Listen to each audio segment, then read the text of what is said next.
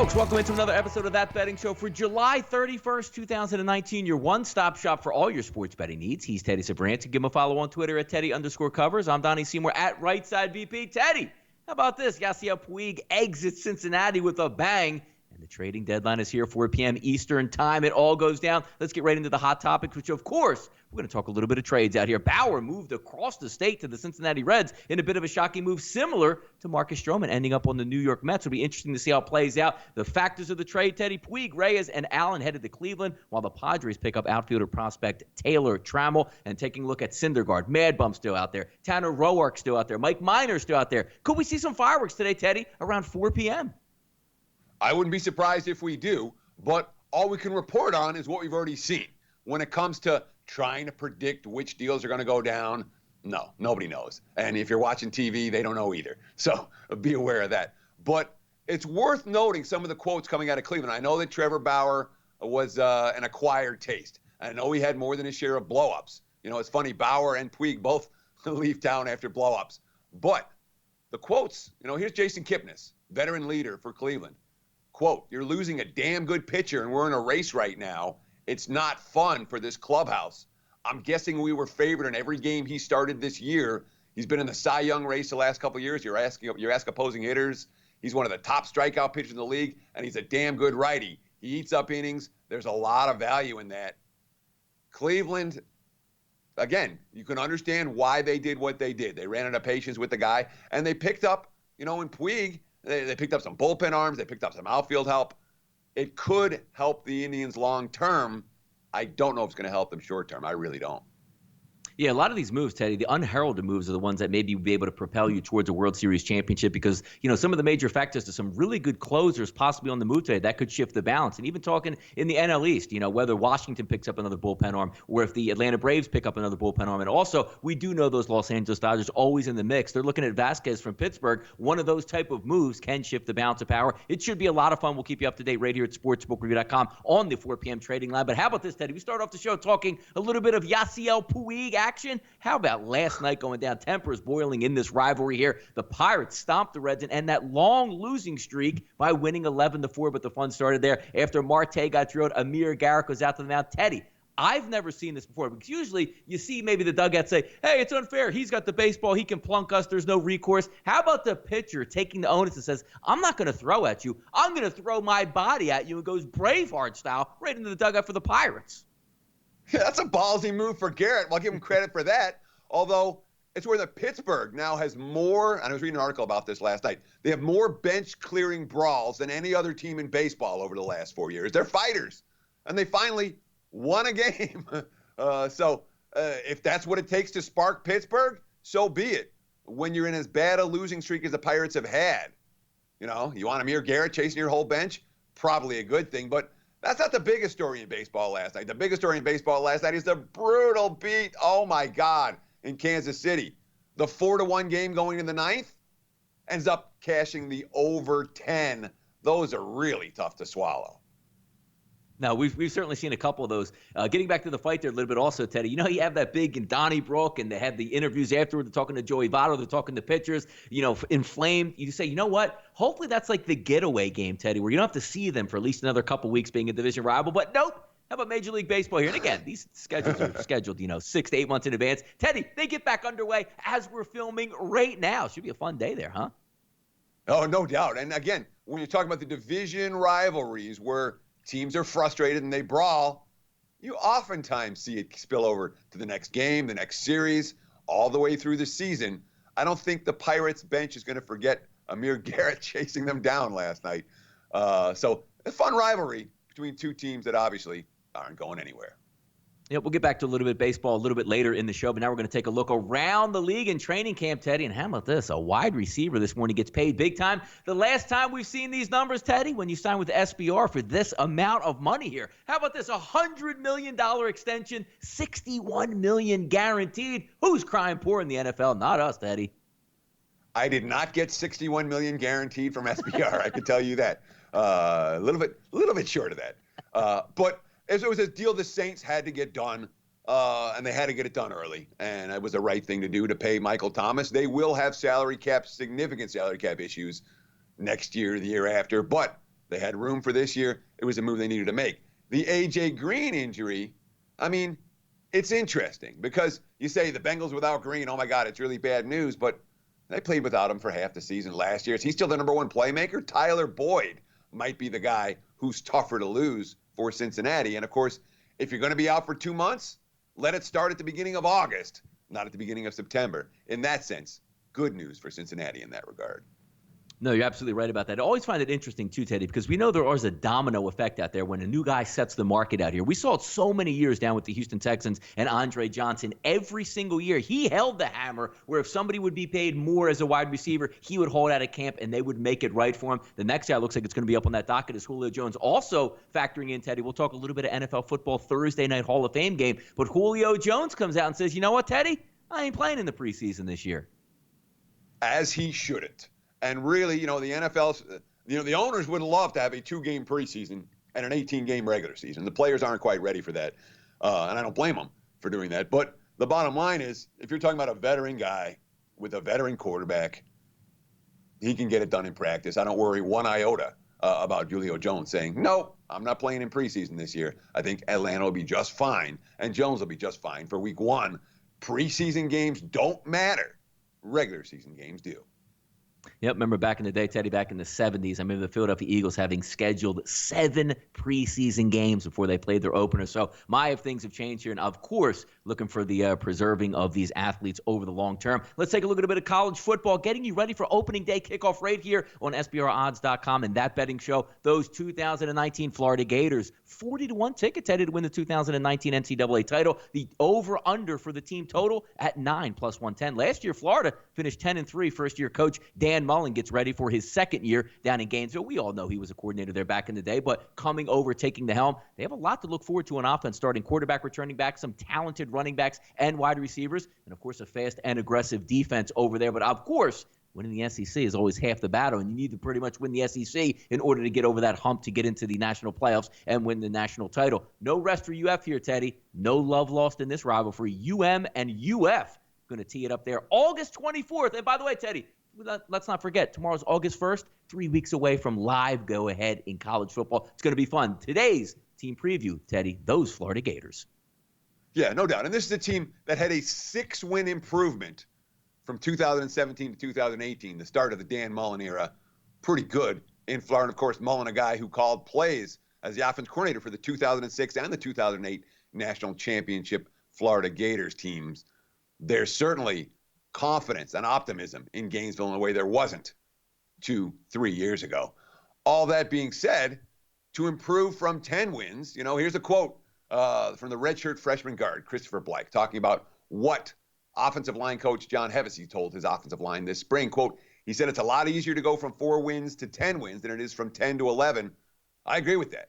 And from an offensive line standpoint, Felipe Franks, he played great down the stretch last year. And really, he cost me money with his improvement. So Franks, as a returning QB, plenty of skill position talent, but the offensive line has to replace 4 starters and a combined 141 starts, multiple year starter. Now, Hevesy's been there. He's been with Mullen dating back to 2001 at Bowling Green, but, an offensive line coach who we like, but that is a major rebuild. And when the media sees the skill position talent that Florida has, sometimes they get blinded and forget games are won and lost in the trenches. I love the quote from Mullen, by the way. We're the Florida Gators. That's what the standard here is here. It's greatness. That's what we want from these guys. And defensively, there's talent. When you look at what they did over the back half of the campaign, season finales against Florida State, Michigan, shutting those teams down completely. 7 starters return on the defensive side of the football. They look tough to score on. And if the offensive line comes together, Florida is a very dangerous team in the SEC. If it doesn't, they'll struggle to match the 10 wins from last year. That's the one unit I'm going to be paying a lot of attention to early in the season. Franks has time to throw. Gators might be really good. As I said, Teddy, on TV in the SEC, it just means more, as we say, getting underway August 24th, 7 p.m., Should be a good one there in Orlando between the Gators and the Hurricanes. Segment number 2, overnight line movers. Where's the best place on the internet to get those line movements and changes? Of course, it's SBRodds.com. Let's take a look at one right here in the city of brotherly love. Phillies look to take Game 2 over the Giants after getting an impressive performance out of Drew Smiley. Offshore markets open the Phillies, Teddy, right around minus 120. Now sitting in that 130s range, 131, 132. The over-under, however, Teddy, opened up at 10. Now sitting at 9.5. Samardzija and Velasquez tonight. Yeah, I mean, Samardzija's been good of late. Not the most consistent hurler, and not a hurler who in my handicapping I seem to be able to get right. But the bottom line is 6 innings or more, 2 runs or less 4 times in his last 5 starts. You say, then why is the money coming on Philly? This is why. Samardzija's still giving up 5 home runs his last 3 starts. He's playing, obviously, in a ballpark that does not do well for fly ball pitchers. And Velasquez, his last start, this is a guy who has not been consistent this year. He's 3-5 with a 4.46 ERA. But his last start, 5 2/3 scoreless against the Tigers, struck out 9 during that span. Backup catcher Andrew Knapp after that ball game, quote, when he commands his fastball over the plate, no one hits. For the most part, he was throwing his heater by every single person in that lineup. So the market's expecting more good things for Velasquez, who's been something of an underachiever so far here in 2019. Yeah, we'll see if Velasquez can continue it, or does he get back to his old ways, Teddy, where we see him go 4 1/3 with 100 pitches. Should be an interesting one tonight. Maybe a little bit of weather conditions and concerns in Philadelphia as well. Lyles, first start for the Brewers, and seeing some action. How about this, Teddy? Lyles has been terrible as of late. But how about this? Oakland opens up around minus 149, minus 150. We've seen that sink, Teddy, at SBRodds.com, down below minus 120, looking at minus 117s, minus 118s out there. The total of 9. Lyles and Anderson tonight out in Oakland. Yeah, and again, we're seeing when you're talking about a line move this big, there's got to be some bet on, there's got to be some bet against. The markets want Lyles in a situation where you're in a new town, you're in a new city, manager Craig Counsell. Look, he's had some success this year. His last couple of starts have not been good. There are a couple of things that we see. Other than that, it's just going to be go out and make pitches. We need guys right now. So there's some support for Lyles in a new city, in a new spot. But as much as anything, the betting markets continue to, there's one kind of pitcher they hate. They hate the soft tossers who don't get strikeouts. Anderson has just 61 strikeouts in 120 innings this year, less than 5 per 9. That's just over 5 per 9, I should say. That's not what the markets are looking for. Hence, all the money coming in on the underdog A's. Yeah, it should be an interesting one out there tonight, Teddy. I want to take a look at this game tonight because, again, we're still 1 day away from NFL preseason football, which is going to take place between Denver and Atlanta. But punching up the script this morning, Teddy, and we talked about it even yesterday, looking at minus 3s, minus 120s on the board a little bit early today, but now we see it at SBRodds.com. It's backtracked down, Teddy. We're looking at 2.5s across the board. The over-under hasn't changed with 34. Any reason being for that changing, between the going from, minus 1 all the way flipping up to 3, now back to 2.5? Looks like some money exchanging places, maybe some people getting down on some bets. Any rhyme or reasoning for that, do you think? Sure, there's always a rhyme or reason before it. And, of course, I made one – I hate when I misspeak, but I do it every show. Of course, I was talking about Oakland as the favorite, the money coming on Milwaukee in that ballgame, the last one we were talking about. When it comes to the Hall of Fame game, honestly, the story hasn't changed all that much. What did we say on Monday? The Falcons don't care. 5 preseason games, Dan Quinn, a veteran coach, a veteran quarterback. This is not a team that gives one iota about the first game of the preseason. They really don't. Denver, on the other hand, has a brand new first-time head coach. The markets expect that a first-time head coach is trying to win more than a veteran head coach. And, of course, Denver is the team that has the QB battle. And the betting markets love teams that have a quarterback battle, even though the 2 potential starters for the Broncos between them aren't going to get a whole lot of playing time in this one. The markets still like that idea. But you talked about it moving to 3 and then bouncing down back off of 3. I'm going to reiterate this. The betting markets knee-jerk around the number 3. Doesn't matter if it's preseason or regular season. The reality is that 3 is not a key number in the preseason the way that 1 and 2 is, because teams will never go for the tie. They will always go for 2, and they'll go for 2 early in the game to get it off of the tie type of numbers. So 1s and 2s matter a lot more. 3s matter a lot less. So the 3's coming in plus 3. I'm not surprised. If you have a plus 1 on the other side of your pocket and a plus 3, a plus 1 and a plus 3 on the 2 sides of your pockets, those are 2 nice bets in a game that has the potential to land right in between. Watch What You Bet right here on That Betting Show at sportsbookreview.com. Taking a look at a game tonight in the Windy City on the south side. DeGrom and Giolito going to get underway. Now, looking at this number flying up, the White Sox, we had it punched up around 153, Teddy. Now I'm seeing across the board, you can get a number plus 170, plus 165, depending on where you're shopping at. An over-under set at 8. It's going to be DeGrom and Giolito tonight. Maybe a little bit of a bump around the trade deadline, saying, you know what? Mets might try to be going for something here with those 4 pitchers. It's going to be a long shot, but they're definitely getting some money tonight, Teddy. Oh, they were pumped up last night. All the quotes coming out of the locker room were, hey, it's great. We're looking good. We're feeling good. Of course, we'll see what happens pre-trade deadline. But, of course, this is a bizarre matchup when you think about this. Last year, DeGrom, the best ERA in MLB, 1.70.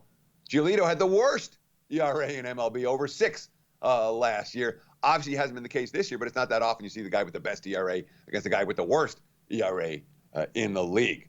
DeGrom, the Mets have now won, 5 straight?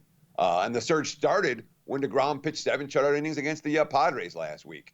Mickey Callaway, quote, his stuff is just straight up nasty. It's a devastating weapon when he's got it going on. He's coming off a brilliant effort. Giolito, not so much. Against the Twins last time out, gave up 4 home runs in 5 innings of work. His quote, I got shelled, gave up homers, didn't give the team a chance. That's it. And it's worth noting, Giolito was eating up innings throughout April and May and into June. Not so much. He hasn't gone long more. He hasn't reached the 8th since in his last 8 starts. And frankly, he hasn't won in July. I'm not surprised. We're seeing a little bit of Mets money in this one. There appears to be a positive surge for New York right now, although that could change between now and the trading deadline. Houston and Cleveland should be an interesting one in round 2 tonight, Ted. As we know, the Astros looking to add maybe a formidable piece in the bullpen or even a starting frontline pitcher. We also know that Bauer has been moved from Cleveland. If we take a look at some of the lines tonight, the Astros and the Indians will get underway. The Indians plus 133, a total of 9.5. Urquidy and Plesac on the mound tonight. Could this be one of those where you get a little bit of a charge if you're backing Houston because finally healthy, Correa's back in the lineup? That 1 through 9, Teddy, looks great. But then you looked at the quotes that we said earlier coming out of Cleveland here. Maybe a little bit of a decompression zone saying, looks like, I don't know, we gave away the pitcher. Let's see what we can do with this. But they do get some reserves on the bench, which probably won't be ready to go just in time for this. So a little bit of depleted team for Cleveland. Yeah, a little bit. I mean, we'll see what happens with Puig and Reyes for tonight. I don't know if the relievers, Logan Allen or Scott Moss, are going to be available this evening. So they may be slightly shorthanded. The markets are showing that. The Indians are an interesting story right now. They have faced a very weak schedule of late. They faced the Tigers and the Blue Jays and the Royals and the Orioles. They're 22-6 their last 28 games against sub-500 teams. They're 1-3 during that same span against teams that are over 500. They had 1 series with Minnesota, they lost, and they had the game last night against Houston where they got 2 hits and were shut out at home. So we've seen them get back into the race by feasting on the weak. Last night they tried to step up, and again, the offense did not get anything done. Now, maybe easier to do today against Urquidy, a guy who has pitched, was roughed up in each of his first 2 starts. His last 2 starts, he's been rock solid. 15 strikeouts and 13 innings of work, gave up 1 run in each of those 2 outings. Although, you look at the other side of the equation, it's not like Plesac's been a problem for Cleveland. He's been bet on. And the Indians coming off that loss at home yesterday, I don't trust Cleveland. I think Houston's the better of these 2 squads. That's the only way it could look in this one. Yeah, it's going to be interesting, Teddy, because, again, we're talking about that 4 p.m. trade deadline. We'll probably have a lot of updates here on the betting show for tomorrow to see moving forward. Maybe take a look and recast some of these numbers looking forward about who's going in, who maybe were sellers yesterday. You could take a look at some revised team totals and whatnot. But off the mic section today for us, Teddy, how about this one? Look, we both like food. We can agree. And who says there's an off season when you're talking about Major League eating? Joey Chestnut, you just saw him a couple weeks ago there, July 4th, pounding down hot dogs. How about a nice 12-hour marathon, Teddy? Me and you, we'll get together. We'll show up at Hooters. I'm sure the scenery's probably really well. We'll see how many wings we can knock down. But I'm not sure, Teddy, that we're going to be able to go for 12 hours, 34 wings per hour each. An amazing eating feat. There is no off season, Teddy, for these world champion people, man. And honestly, that's one of the, when you talk about feats, like athletic feats, what Joey Chestnut did, it's insane, dude. 413 wings. His quote, I've never done anything longer than maybe 2 hours. Even think about Thanksgiving. It's maybe 2 hours. Being on stage eating, I had no idea how it was going to go. Of course, he had 50 wings the first 30 minutes. After an hour, he's up to 100. You know, he said he cleansed himself Sunday to go into Monday totally empty. He said he's always tried to stay away from eating marathons like this one, but he's trying to maintain a healthy weight. Quote, I'm hoping I don't like it, because if I like it, I'll want to do it more and gain 1,000 pounds. The best quote of all comes from the Mall of Georgia. Quote, we need to plan on all contingencies, so one of the things we always have are EMTs on standby. Oh, man, Joey Chestnut, I'll give you credit, man. That was pretty cool. And, of course, for $16, all you can eat, it's a good deal as well. No, definitely good deal. I'll tell you what's a really good deal, Teddy. Come in here each and every day to watch That Betting Show for absolutely free right here on SBRodds.com. Support everything we do with the network. Check in, watch the shows. Check us out on Twitter. It's what we love to do, and we'll continue to do that for the rest of the summer, getting you ready for football season. Thank you for tuning in today, July 31st, 2019, your one-stop shop for all your sports betting needs. Once again, he's Teddy Sabranti. Give him a follow on Twitter at Teddy_covers. I'm Donnie Seymour, right side VP. Tomorrow when you wake up, we'll have live football for you right here on That Betting Show. Join us tomorrow. Thanks again. Have a good night.